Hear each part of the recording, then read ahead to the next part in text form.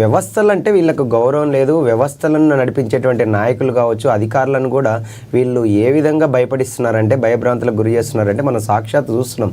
జగన్మోహన్ రెడ్డి గారు press meet పెడతారు, చంద్రబాబు నాయుడు గారిని ఈరోజు ఆయన కూటమి తరపున ముఖ్యమంత్రి వర్యులు, పవన్ కళ్యాణ్ గారు డిప్యూటీ సీఎం.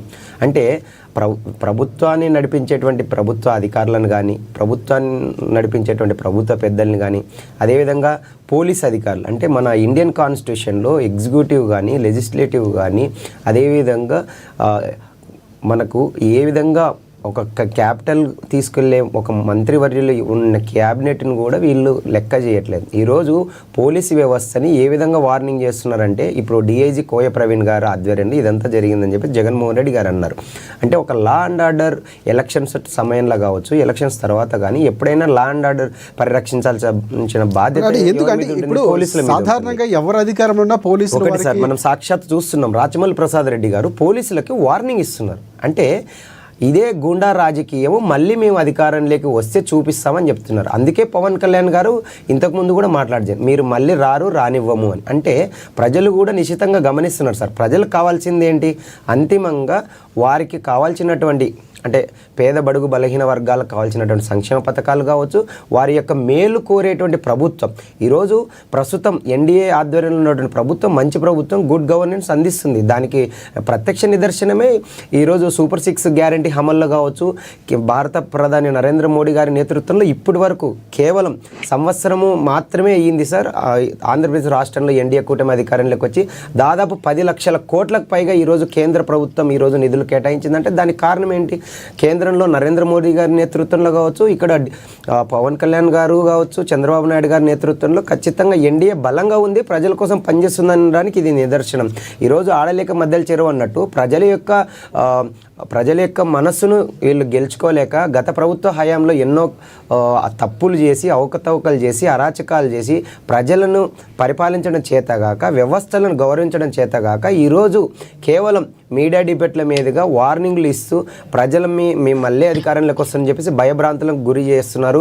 ఈరోజు ఒకటే చెప్తున్నాం, కడపలో ఉన్నటువంటి పులివెందుల రాజ్యాంగం గతంలో ఉండేది, ఇప్పుడు భారతదేశ చరిత్రలో ఉన్నటువంటి డాక్టర్ బిఆర్ అంబేద్కర్ రాసినటువంటి ప్రజాస్వామ్య రాజ్యాంగం బద్దంగానే ఈరోజు ఎన్నికలు జరిగాయి. ప్రజలు కూడా స్పష్టంగా ప్రజల కోసం ఎన్నుకోబడినటువంటి ప్రజాప్రతినిధులు ఎవరిని గెలిపించాలని చెప్పేసి ప్రజలు కూడా ఈరోజు కూటమి ప్రభుత్వానికి, కూటమి నాయకులకి ఓట్లేసి గెలిపించారు సార్.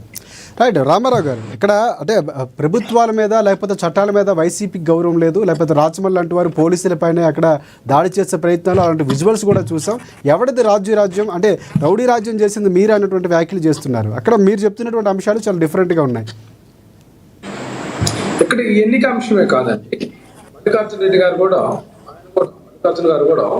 ఆయన ఆలోచించాలి. ఇక్కడ అంశం ఏంటంటే, సంవత్సర కాలంగా ఈ రాష్ట్రంలో అప్రకటిత ఎమర్జెన్సీ నడుస్తుందా, భారతీయ జనతా పార్టీ విధానాలు కూడా ఇదే విధానానికి వస్తున్నారా అనేటువంటి విధానం చూస్తాం.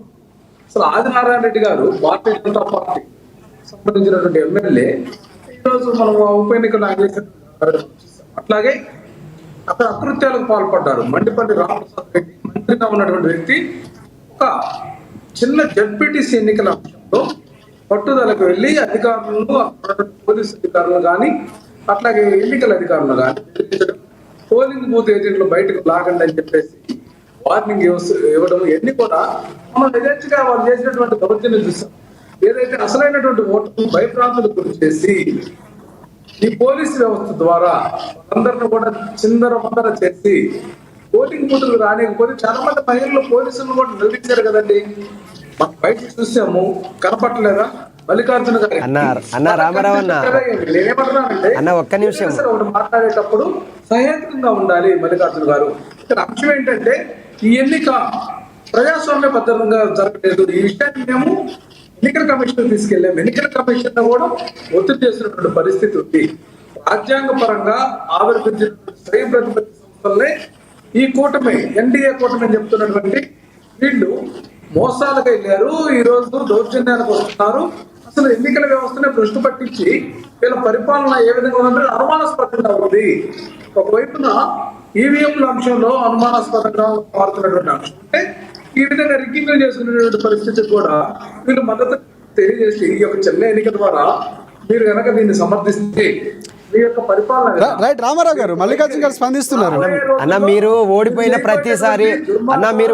ప్రతిసారి ఈవీఎంలో నిందించడం కరెక్ట్ కాదు. కూలీ చేయడానికి మీరు చేస్తున్నటువంటి ప్రయత్నం దీనికి మద్దతుగా మాట్లాడుతున్నట్టుంది తప్ప ఇది నిజంగా అసలు ఒక ప్రజాస్వామ్య దేశంలో విలువలు లేకుండా మేము చేసింది ప్రజాస్వామ్యం, మేము నిన్న చేసినటువంటి అరాచకం వల్లనే పులివెందుల్లో ప్రజాస్వామ్యం బతికి పట్టగట్టిందని మాట్లాడుతుంటే ఎందుకంటే అపహాస్యం ఉంది. ఎక్కడికి వెళ్ళారు మీరు ఎన్ని రోజుల నుంచి? అన్న మీరు మాట్లాడే మాటలు చూస్తుంటే అన్న రామారావు గారు మల్లికార్జున గారు చెప్పండి. అన్న రామారావు గారు ఉన్నటువంటి ఓటర్లు ఎవరినో కూడా రైట్ రామారావు గారు కదండి. రామారావు గారు ఒకసారి అన్న ఒక్క విషయం అన్నగారు, మీరు మాట్లాడే మాటలను చూస్తుంటే అలాగే దేశంలో ఉన్నటువంటి ప్రధాన ప్రతిపక్ష హోదా ఉన్నటువంటి రాహుల్ గాంధీ గారి మాటలు చూస్తుంటే తల్లి కాంగ్రెస్ పిల్ల కాంగ్రెస్ రెండు దొందే అనేది నిదర్శనం అనిపిస్తుంది. ఈరోజు మీరు ఓడిపోయిన ప్రతి చోట భారతీయ జనతా పార్టీ గెలిచిన ప్రతి చోట గెలిస్తే ఈవీఎంల మీద మీరు మాట్లాడతారు. అదే మీరు గెలిచిన చోట మాత్రమే ఈవీఎంలు చక్కగా పనిచేస్తున్నాయని చెప్తారు. ఇది ఎంతవరకు వాస్తవం అనేది మీరు చెప్పండి. అదేవిధంగా గతంలో ఎలక్షన్ కమిషన్ కూడా స్వతంత్ర ప్రతిపత్త న్యాయ వ్యవస్థ ఇది. ఈ ఎలక్షన్ కమిషన్ కోడ్ ఆఫ్ కాండక్ట్ని స్పష్టంగా అమలు చేస్తుంది. అదేవిధంగా ఈవీఎంలను పరిశీలించిన తర్వాతే ఎన్నికల్లో ఉపయోగిస్తున్నాము అని చెప్పేసి చెక్కింగ్ కూడా చేయడం జరిగింది.